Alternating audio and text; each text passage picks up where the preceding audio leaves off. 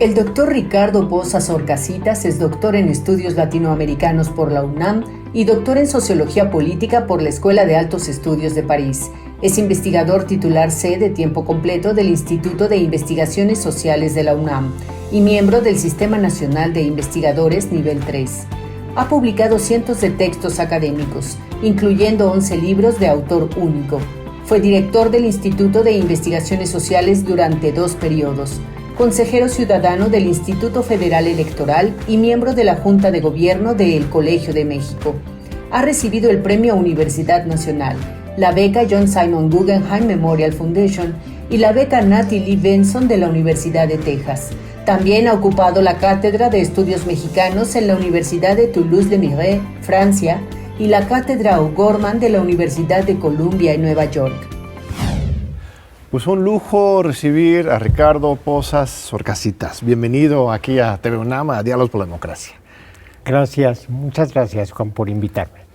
Al contrario, estimado Ricardo, eres pues toda una institución en esta universidad, toda una vida. Bueno, desde joven has estudiado aquí en la UNAM, eres un representante de lo que es, lo que puede ser y lo que ha sido la UNAM.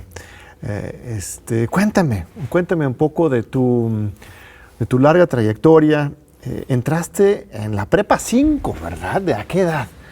A los 17 años, 16 años, saliendo de la secundaria, a los 16 años en la prepa 5. ¿En qué año será por ahí? Es 65, 64, 65, es la primer huelga que hubo contra Chávez, ¿no? Contra el doctor Ignacio Chávez. ¿Participaste en esa huelga? No, yo no tenía idea de lo que estaba pasando.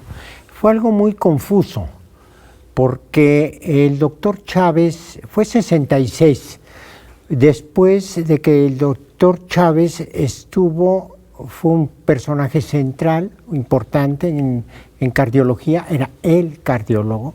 Ese es el tiempo de los grandes médicos, claro, que son los grandes fundadores de los institutos. El doctor Subirán en nutrición, está Chávez en cardiología, está Cosío Villegas, Ismael Cosío Villegas, hermano del historiador y presidente del Colegio de México, que era Daniel, en neumología. Entonces, los grandes fundadores de los institutos son personajes centrales y Chávez le toca ser rector, y es rector, ¿no? En 66.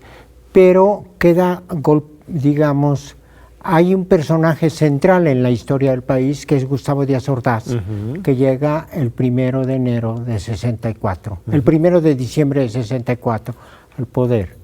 En 65 estalla el movimiento médico y el presidente, por ejemplo, hay casos muy violentos, porque el presidente Díaz Ordaz ordena a los médicos que corran a los estudiantes. Entonces, por ejemplo, yo conozco bien la historia de Ismael Cosío Villegas, que no corrió a los residentes e internos del Hospital de Neumología, ¿no? Y esto lo vivió el presidente de la República en ese periodo como desobediencia. Y el presidencialismo en esa época es un presidencialismo que culmina el agotamiento del régimen político en la Revolución Mexicana, ¿no? Entonces, en diciembre de 64 y durante todo 65 estalla el movimiento médico, que es el primer movimiento social de los sectores medios urbanos con educación universitaria. Y tienes todo un libro sobre el tema. Ahorita vamos a abordar a detalle esto y otros movimientos que has estudiado, pero termina primero de contarme de ti, que es Ricardo. Entonces, estabas en la prepa 5, llegas a la universidad después, fuiste activista estudiantil, estuve en 60. Participabas en foros de debate con revueltas. En las brigadas. Las brigadas. A ver, cuéntame de esa experiencia. Las brigadas en donde íbamos a llevar propaganda como estudiantes, en donde llevábamos y hablábamos con las gentes en los camiones y platicábamos sobre el sentido del movimiento. porque había una masa de información en contra del movimiento, ¿no? Un movimiento estudiantil de izquierda, comunista abiertamente en algunas en sectores, algunas ¿no? Fue muy interesante porque es uno de los 50 y tantos movimientos en el mundo de los estudiantes. Bueno, hay casos tan importantes como Praga, la primavera de Praga, que es el movimiento estudiantil, en donde el problema del bloque comunista se enfrenta por primera vez a los jóvenes que se rebelan contra el autoritarismo, el totalitarismo, las formas rígidas de imposición. Pero en paralelo a Praga está París, ¿no? Que es el otro gran movimiento de prohibido prohibir. Y luego está el de México, que es fundamental para los movimientos de 68 y fundamental para la historia contemporánea. Allí hay un gran parteaguas. Ahí se acabó todo lo que construyó la Segunda Guerra Mundial. Y el problema es un problema que tiene su base en la demografía. Después de la Segunda Guerra Mundial vienen los baby boomers, estalla la juventud de 45 y ya para 68 eran los jóvenes de 17 o 18 años, ¿no? Entonces, yo soy parte de esa generación. ¿Y tú crees, vamos para saltar rápidamente, que hoy estemos viviendo un proceso similar de recambio generacional, de transformación demográfica y social con nuevos valores y protestas y dinámicas, que el tema del movimiento feminista y otros son indicadores de que estamos en nuevos tiempos? Son indicadores de nuevos tiempos en donde lo que sí es claro es que no hay una centralidad. ¿Sí? En 68 había una centralidad del Estado. Hoy no hay una centralidad, hay muchas formas de organización, muchas formas de relación, y son la expresión del mundo informático y de la comunicación por las redes. Es decir, la manera en que se integran las voces y las formas de conciencia son hoy también y de manera significativa a través de las redes, que tienen una simultaneidad absoluta, pero que también tienen una temporalidad y son formas de comunicación muy escuetas y precisas, ¿no? Entonces, sí hay un cambio, estamos frente a un cambio fundamental, y yo creo que una de las expresiones más importantes de eso es la crisis de los partidos. Claro. Los partidos políticos, que son instituciones, yo no sé qué tanto el adjetivo puede ser cruel, pero son viejas. Sí. Bueno, se puede ir más allá, caducos, ¿no? Porque son formas de organización en donde incluso tú llegas al final del siglo XX, al principio del siglo XXI, con partidos muy oligarquizados, ¿no? A mí me parece impensable que en los Estados Unidos Hillary, la esposa del expresidente, haya sido candidato a la presidencia. Claro. ¿No? Lo que eso te está diciendo es que el Partido Demócrata estaba totalmente oligarquizado. O los republicanos, tienes padre, hijo, presidentes, ¿no? En el país que construye la democracia. Y ahora es el vicepresidente Biden, o sea, no hay una movilidad en esa clase política. ¿No? Y entonces lo que hay, el riesgo de la no movilidad, de la pérdida de la política en el ejercicio del gobierno y en los procesos de selección y lucha en los partidos, te crea gobernantes cuyo único fin es la permanencia y que en la retórica se vuelven autorreferenciales. Esto es un comentario muy profundo sobre el mundo y sobre los peligros de hoy y los vicios del pasado.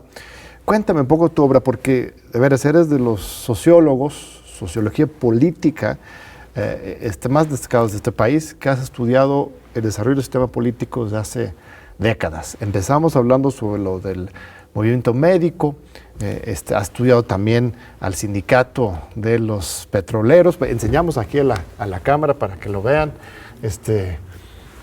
El otro libro es el de Los límites del presidencialismo en las sociedades complejas. ¿Cómo funcionaba este viejo sistema autoritario del partido de Estado y qué es lo que se está cambiando y no cambiando tanto hoy? Ese es un tema maravilloso. La sociología tiene dos obsesiones, el cambio y la permanencia, ¿no? Y concluye que en el cambio hay permanencias, ¿no? Las tradiciones, que fue las normas y las tradiciones, que es uno de los temas centrales de la sociología, te expresan que las sociedades no hacen borrón y cuenta nueva, ¿no? Es decir, tú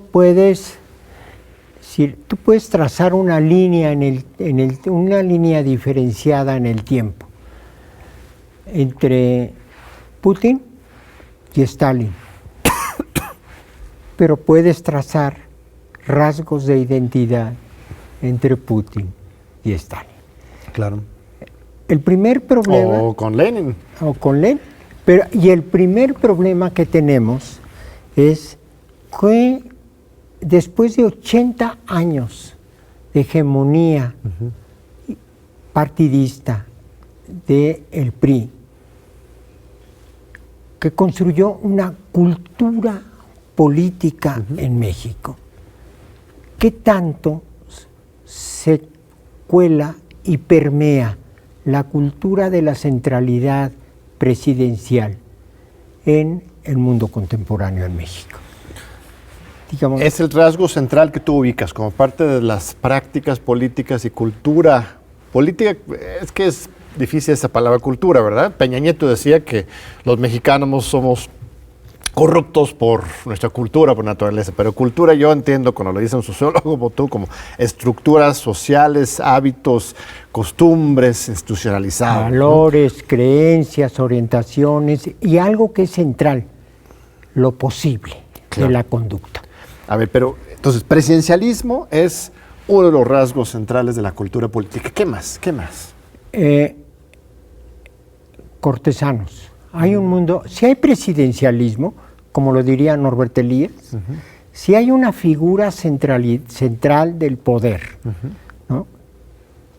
Del poder que hizo el pacto con el diablo, como diría Max Weber, siguiendo la tradición alemana de Goethe, ¿no? Hay cortesanos. Entonces, Hannah Arendt decía que uno de los mayores peligros del poder es el autoengaño, ¿no?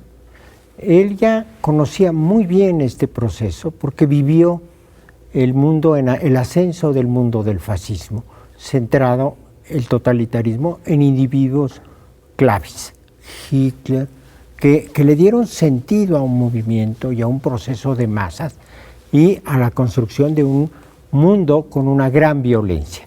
Ahora, el presidencialismo es un rasgo que tenemos y que heredamos. Es parte de nuestra tradición política.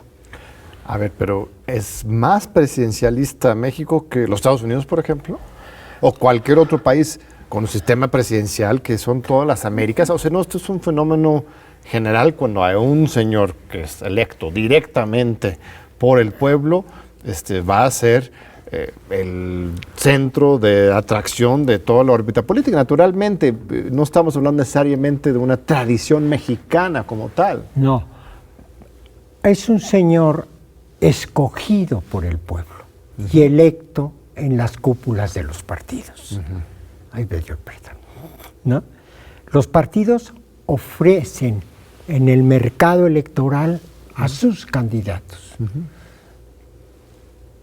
Y son el presidente un presidencialismo fuerte en la década de los 60, 70, 80, hasta Salinas y Colosio, que es uno de los grandes conflictos del presidencialismo mexicano, es una manera de mantener y continuar con el presidencialismo en términos institucionales a partir de las prácticas individuales y de la tradición cultural establecida para mantener el poder de los presidentes.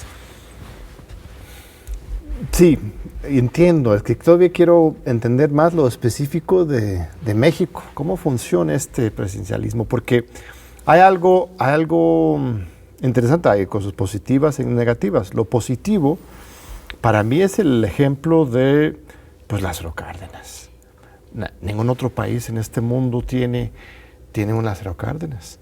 O sea, hay muchos presidentes populares, se les dicen populistas, a Perón, a Getúlio Vargas, pero Lázaro Cárdenas como alguien que realmente un presidente con todo este poder que se dedica a recorrer el país constantemente, que es el modelo para Andrés Manuel hoy, entiendo, es algo, ese contacto directo del presidencialismo con el pueblo, diferente del populismo argentino, creo que tiene un sabor especial, para bien o para mal.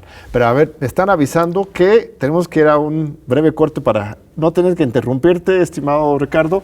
Vamos rápido, corte, y regresamos con esta pregunta, este fascinante diálogo con el gran maestro, el doctor Ricardo Pozas Orcasitas. Aquí seguimos con Ricardo Pozas. Estábamos hablando del presidencialismo y sus formas mexicanos. Cuéntame, estimado Ricardo. Hablemos de Cárdenas. Cárdenas es la figura central del siglo XX mexicano y fue el más importante presidente del presidencialismo mexicano. Cárdenas tiene como antecedente su gubernatura en Michoacán. Y Cárdenas es un personaje importantísimo porque es el personaje que logra construir las bases sociales del Estado moderno, ¿no? Mexicano. Cárdenas logra algo central, logra tener la fuerza de la dirección social para las políticas de gobierno. A Cárdenas le toca algo que fue muy importante, que es la ruptura de la economía capitalista entre 28 y 34. Cárdenas llega en 34, en diciembre de 34, cuando el mundo está saliendo del crack, ¿no?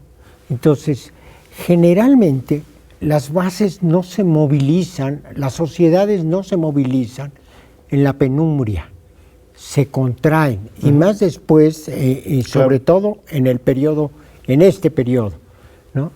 Pero el inicio del crecimiento saca a las masas a la calle y a la lucha, ¿no? Y ahí el personaje central, que es Cárdenas, junto con su intelectual, que es Vicente Lombardo Toledano, logran encauzar a las bases de trabajadores que se confirman con las expropiaciones, sobre todo las de 38, ferrocarriles y petroleros, y con la movilización, la gran movilización de los campesinos que le da la base rural al cardenismo. Y a partir de ahí, Cárdenas tiene un Estado que logra ejercer a través de su gobierno con una gran fuerza social, que es el gran reto. Y esa es la clave, estimado Ricardo, porque sí se habla mucho del presidencialismo como si fuera en general un asunto autoritario, pero este modelo cardenista es un presidencialismo muy imbricado y relacionado con la sociedad, y no solo la sociedad en general, sino los movimientos sociales, ¿no? Como bien dices, la expropiación petrolera el sindicato de petroleros, las expropiaciones de las tierras, los ejidos y las organizaciones campesinas, la nacionalización del ferrocarril, el sindicato ferrocarrilero, ¿no? Él mismo decía que eso de la organización social era la base, como iba a asegurar la continuidad de su proyecto. Pero de repente después se escinden, ¿no? Tienes la alta política institucional y la movilización social, y todavía no lo hemos logrado rearticular, ¿no? Y en el PRI mismo, mira, yo estoy absolutamente convencido que los regímenes políticos se agotan cuando los miembros de la coalición gobernante son más autorreferenciados que propositivos. La lucha interna en la coalición gobernante, de los miembros de la coalición gobernante, le da la política al gobierno. Y cuando esto se va agotando, la sociedad sigue en movimiento. Claro. El sistema social sigue en movimiento. Y entonces los miembros de la coalición gobernante se van cerrando, oligarquizando, y van perdiendo incluso la sensibilidad para captar qué pasa. Bueno, el caso más dramático pues es Díaz Ordaz y el movimiento de 68.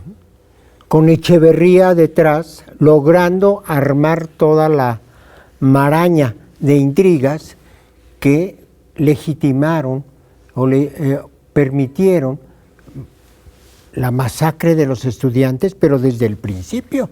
Es decir, hay testimonios del bazucazo con el que se tira la puerta de la prepa 1, en donde quedan pegados sobre la pared pedazos de jóvenes, y eran muchachitos de 15 años, ¿no? Entonces, cuando un presidente no es capaz de transponer el círculo tendido por la corte, es un presidente condenado a ser tragado por la corte y la vanidad propia. Y esto es ancestral.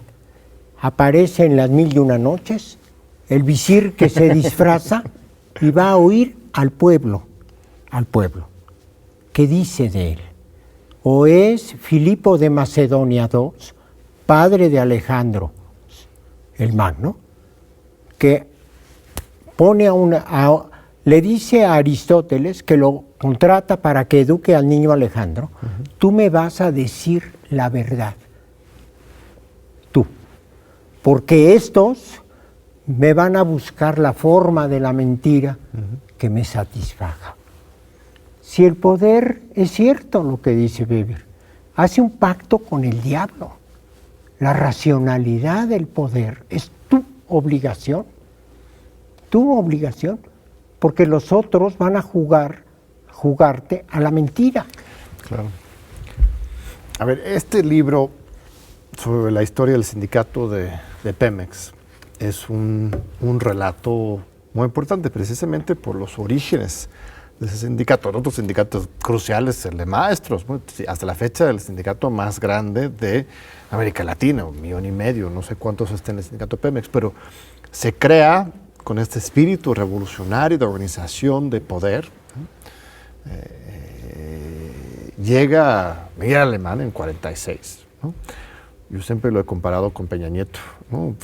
Distancias tomadas, pero lo primero que hace es reprimir a los huelguistas petroleros, y ahí es cuando inicia el esfuerzo de invertir la pirámide, ¿no? En lugar de organización de abajo, que fortalece al Estado y la política nacional, de repente ya es la cooptación, ¿no?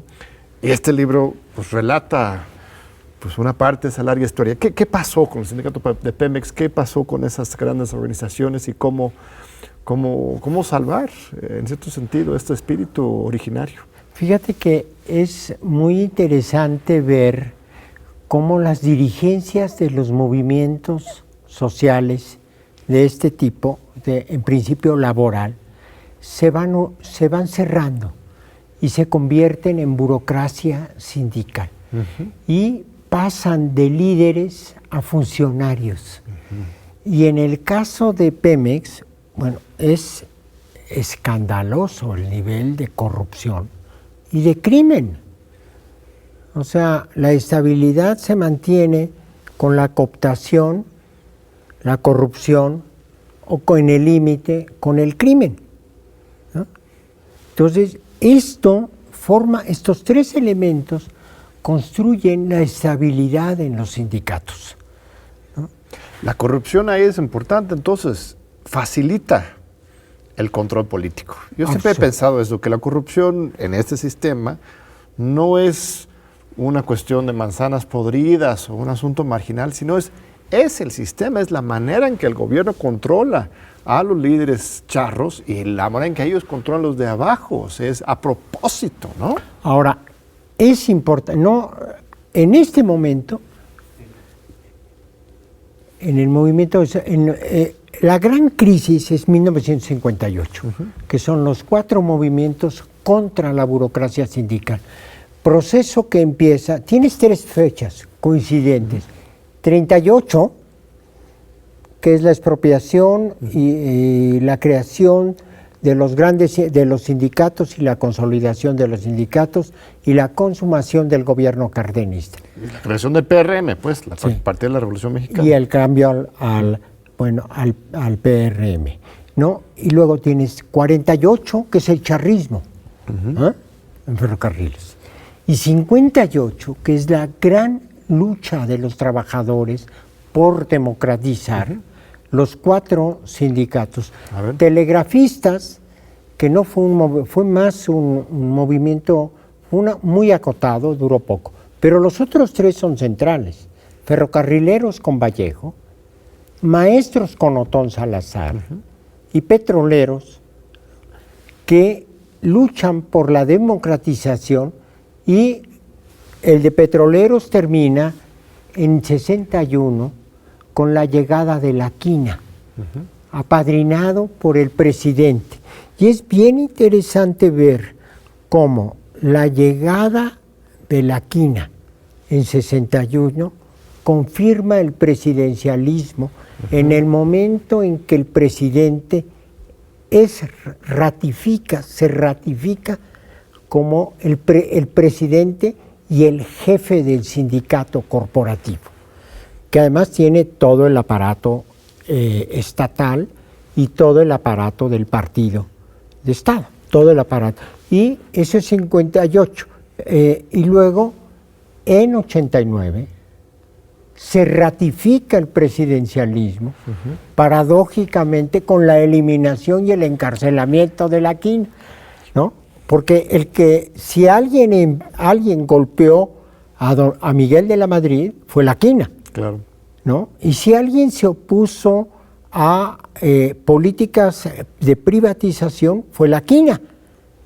Porque ellos también eran propietarios y usufructuantes de Petróleos Mexicanos como empresa de Estado.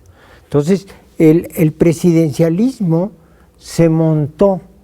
Primero fue la representación y la construcción del corporativismo, y después construyó el corporativismo de Estado, ligado al partido hegemónico, en donde los líderes proponían a sus candidatos, ¿no? Y se hicieron fortísimos. Si la derrota de Carlos Madrazo está ligada a eso, ¿no? Otra figura, Fidel Velázquez. ¿Cuántos años estuvo de secretario general del CTM? Desde 48 hasta su muerte. Así es, eran vitalicios. Y él decía que ya había arreglado el problema de la muerte. Negociando, ¿no? Supongo, con moches.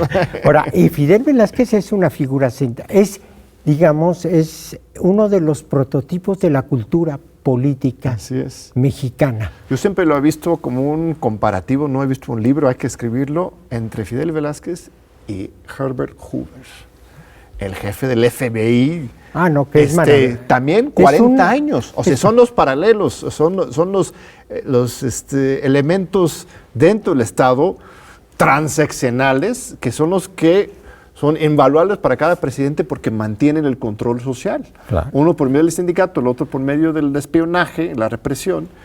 pero son paralelos, ¿no? Ese Absoluto. deep state, ¿no? No, y Hoover es genial. Nunca pudieron correrlo. Así como Velázquez. Lo tuvieron que matar. Así es. Y los archivos iban como locos con él. Ahora, le costó a Nixon el enfrentamiento. La voz profunda, ¿quién era?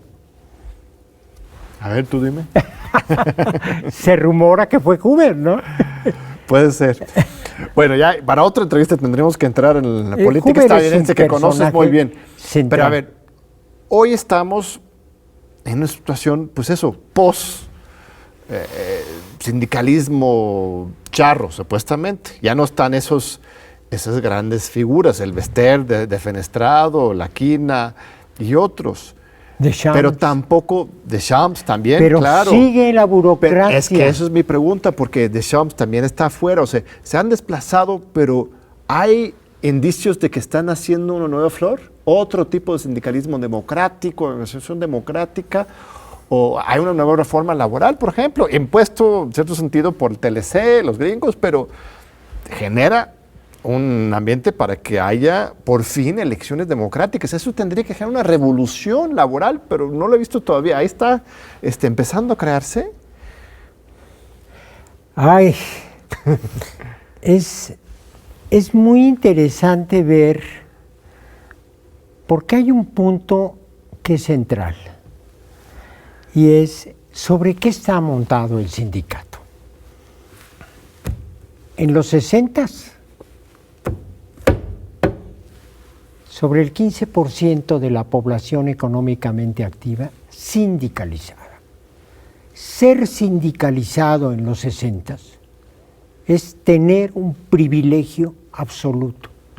Es tener salario mínimo, es tener seguro social o servicios médicos, es tener posibilidad de aguinaldo, es tener en el extremo, incluso como en Pemex, de apoyar a tu familia para conseguir trabajo.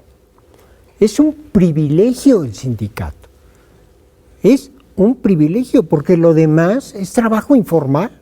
Sí. ¿No? Entonces, ahora, los charros, como les llaman, yo prefiero llamar la burocracia sindical, negociaban las condiciones de ventaja para sus trabajadores.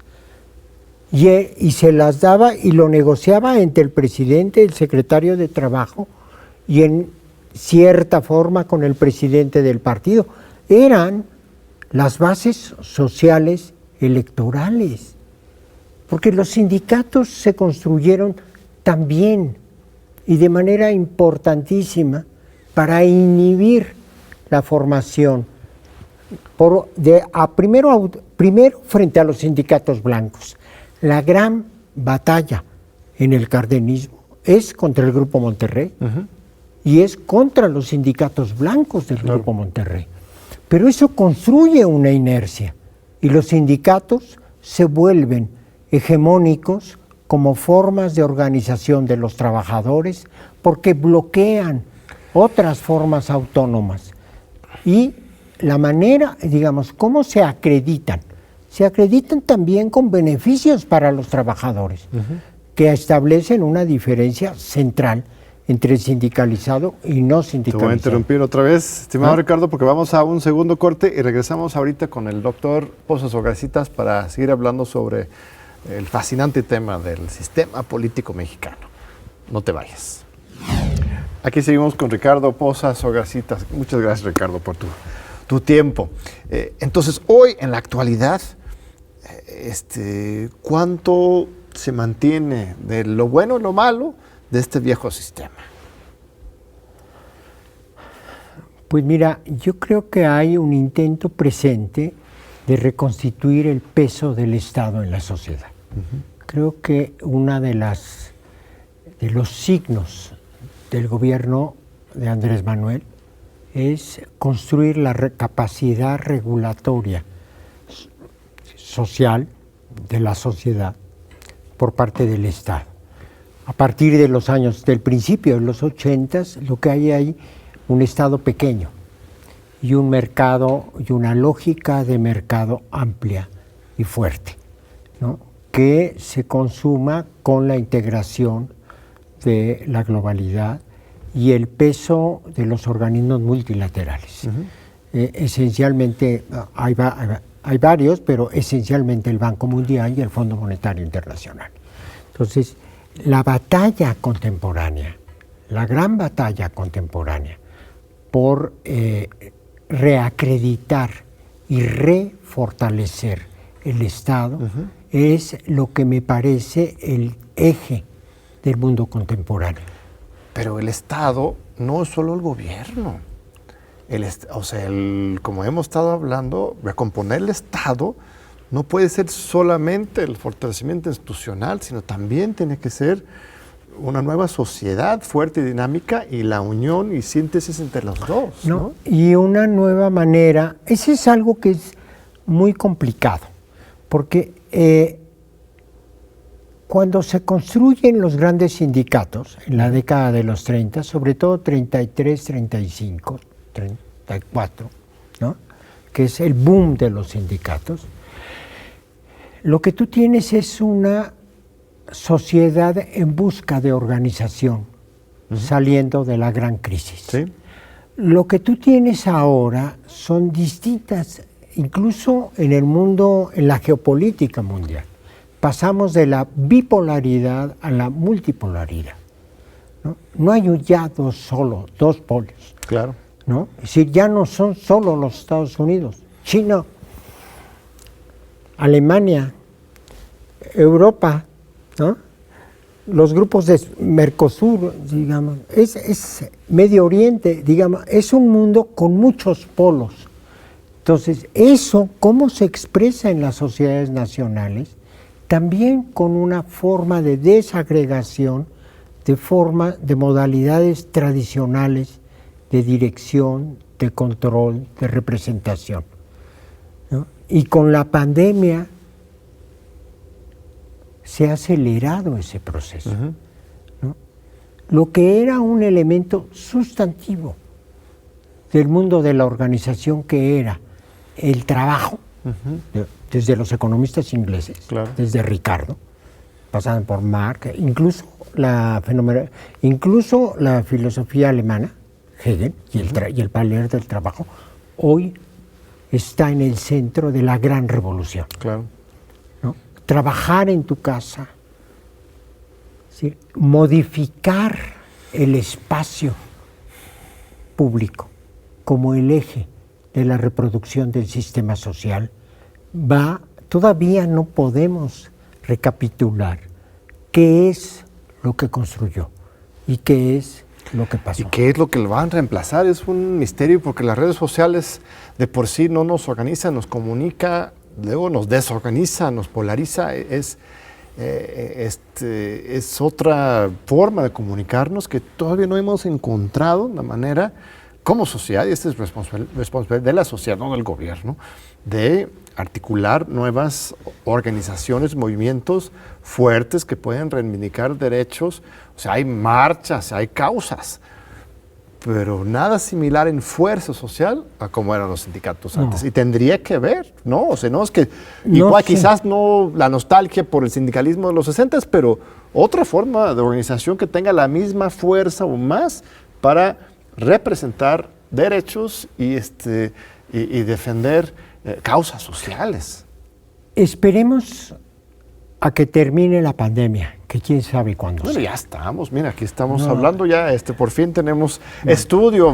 Durante un año hacemos entrevistas por Zoom exclusivamente. Esperemos que termine la pandemia y veramos qué sale de ahí.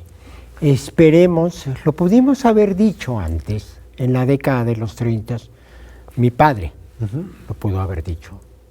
El tuyo es más joven, ¿no? Esperemos que termine el crack. Sí, esperemos que se acaben las colas. Claro.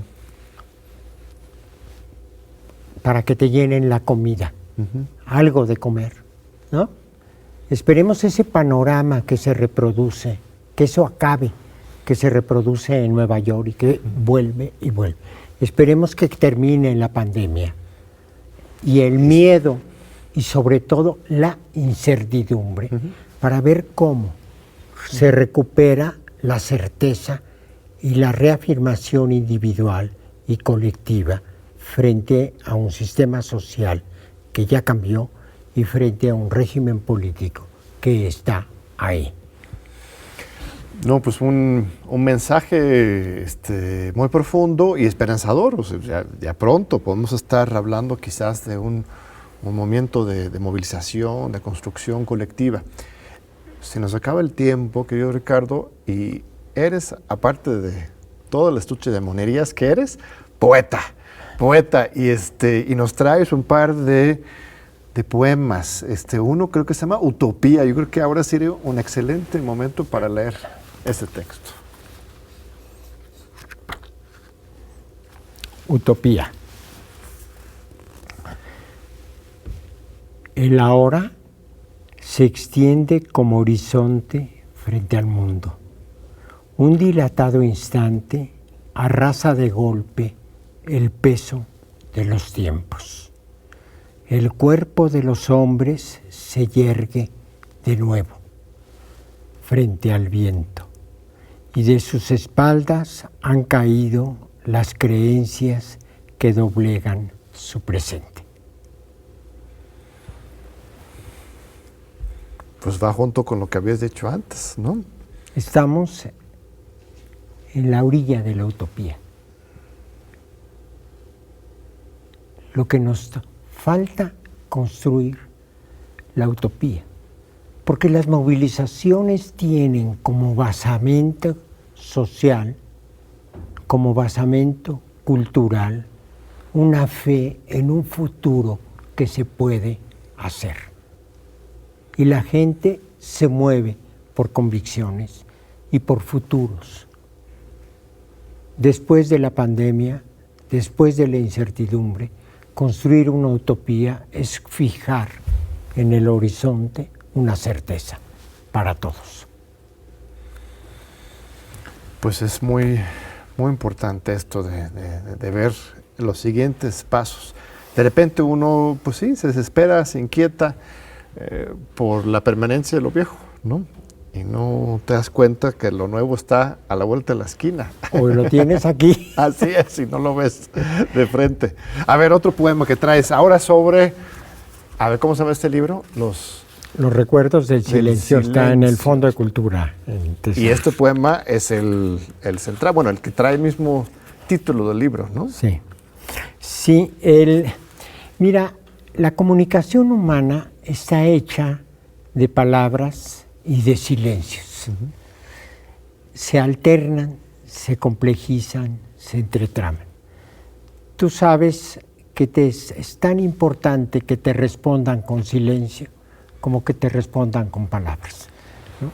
Y el juego de los humanos va en esta relación alternándose, desde lo individual hasta lo colectivo, hasta lo político. La política sin silencios no es política. Dicen por ahí que uno es dueño de sus palabras y esclavo. Ay, perdón, me estoy invirtiendo. Dueño de su silencio y esclavo de sus palabras, en política por lo menos, ¿no? Sí. Bueno, y la política, como diría Foucault, permea todo. En la microfísica del poder es claro. ¿Hay mayor política que una relación entre un hombre y una mujer? Bueno. Adelante, querido Ricardo. Uh-huh.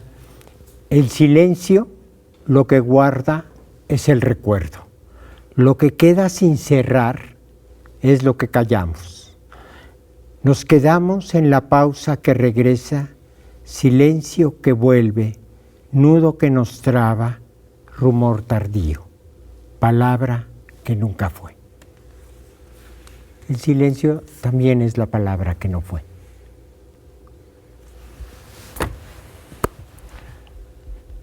Te respondo con silencio, me dejas pensando. Tenemos unos minutos más. Cuéntame, querido Ricardo, sobre la UNAM. ¿Qué significa para ti la UNAM?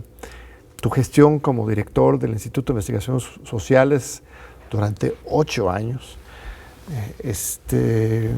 Yo en lo personal valoro muchísimo la ONU, no creo que exista ninguna institución ni similar en el mundo, sui generis, poderoso, profundo, contradictorio, esperanzador. Cuéntame tú cómo vives y qué es la UNAM para ti. Bueno, para mí la UNAM es la institución más importante del país, porque es la institución que nos permite a todos coexistir, no nos excluye, nos incorpora, nos abre espacios. Es un espacio social de una gran riqueza.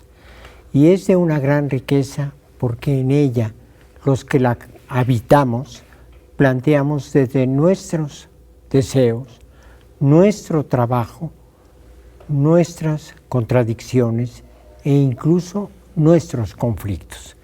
Pero la institución es de tal calidad que nos permite pelearnos sin excluirnos. Y eso es una institución moderna, porque es la institución que admite la diversidad de su comunidad y de los miembros de su comunidad. No es fácil encontrar una institución de estas dimensiones. Además es la gran productora de la cultura, es la gran productora incluso de los dirigentes sindicales, de los dirigentes políticos. Aquí se forma de todo y tenemos esta relación entre todos. Para mí la UNAM es algo excepcional. Mis padres trabajaron en la UNAM desde los años 50, finales de los 50. Yo trabajé en la UNAM y una de mis hijas trabaja en la UNAM y todos somos académicos y pudimos serlo por la generosidad de esta institución, que es realmente una gran institución, porque es una institución que forma en la acepción más amplia, te da los recursos científicos, los recursos humanísticos y los recursos morales. Y va a ser un gran reto ahora que regresemos a clases presenciales, no sé si va a ser agosto, enero o cuándo, procesar también estas nuevas exigencias de los estudiantes, ¿no? Antes de la pandemia había muchas facultades cerradas, incluso durante la pandemia huelgas virtuales. Creo que es una muestra, por un lado, de la enorme libertad que existe. ¿En qué otra escuela los estudiantes podrían hacer esto, pues, para expresar demandas, hasta hacer huelgas virtuales? Pero también es un gran reto, justamente, para recomponernos y fortalecernos saliendo de la pandemia. Aquí mismo también tenemos ese reto, ¿no? Y la universidad es el espacio más libre del país. Y es más libre en donde, digamos, la diversidad sexual no es reprimida. Los jóvenes tienen derecho a su libertad sexual y a sus disposiciones sexuales. Claro. ¿No? De la misma manera que tienen derecho a disentir y a plantear sus discusiones. Sí. ¿No? Entonces, el mundo, lo complejo y represivo del mundo externo, encuentra un oasis de libertad en esta institución. Y aquí vienen los jóvenes a ser libres. Así es. No, pues un honor y un gusto poder conversar contigo hoy, Ricardo, que tú eres de los constructores de esta universidad. Y no sé si tengas una última palabra, mensaje para los estudiantes de hoy, los sociólogos en formación. No, pues sí. Yo creo que hay algo que es muy importante. La libertad es un compromiso moral y personal. Se es libre con responsabilidad, porque si no, corremos el riesgo de acabar con la libertad. Muy bien, pues un fuerte abrazo, querido Ricardo, y muchas gracias a ustedes de nuestro amable público por seguir con nosotros este domingo, y te esperamos de nuevo en 8 días aquí en los Diálogos por la Democracia de TV UNAM.